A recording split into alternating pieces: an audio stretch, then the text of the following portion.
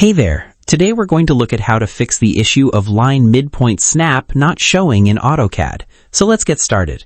First, press the F3 key on your keyboard and check if Object Snap is enabled. Over here, this turns object snapping on or off, and it is necessary for accurate drafting.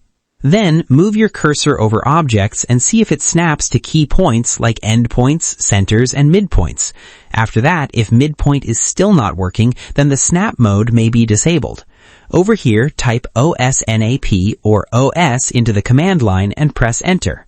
After that, look for the midpoint option in the list of snap modes. Then check the box next to midpoint to enable it. Over here, this allows your cursor to snap exactly to the middle of lines and objects. After that, you can also enable or disable other snap options depending on your project needs. Then, click OK to apply the settings and close the dialog box. Over here, this saves your changes and activates midpoint snapping.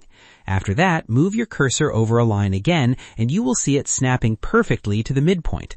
Over here, this restores accuracy in your drawing and makes placement easier. And that wraps it up. Appreciate you watching. See you in the next.